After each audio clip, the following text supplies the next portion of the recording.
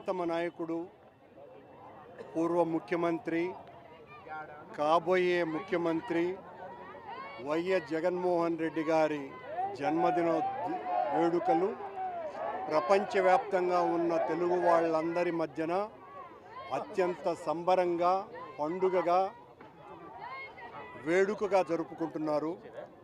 జగన్మోహన్ రెడ్డి గారిని కోల్పోయి ప్రజలు పడుతున్నటువంటి వేదన ఈ రోజున జగన్మోహన్ రెడ్డి గారి జన్మదినోత్సవ వేడుకల్లో పాల్గొంటున్నటువంటి ప్రజల సంఖ్యతో నిరూపితమవుతుంది. ఎక్కడ చూసినా పండుగ వాతావరణమే. జగన్మోహన్ రెడ్డి గారి లాంటి నాయకుడు అరుదుగా మానవాళిలో జన్మిస్తాడు. జన్మించినాడు కనుకనే అనంతానంతంగా పేద ప్రజల అభ్యున్నతి కోసమని 5 సంవత్సరాలు ఆయన చేసినటువంటి అవిరళ కృషి ఎనలేనటువంటిది. ఈరోజు పేదవాళ్ళు జగనన్నను మేము ఓడిపోయినాము అని బాధపడుతున్నారు.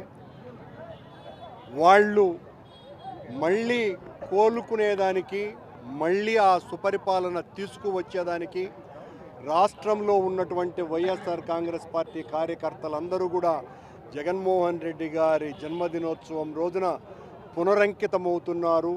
మళ్ళీ జగనన్నను గెలిపించాలన్నటువంటి ఆశయంతో జగనన్న పుట్టినరోజు మా అందరికీ కూడా మహా పండుగ రోజు అని తెలియజేస్తున్నాం.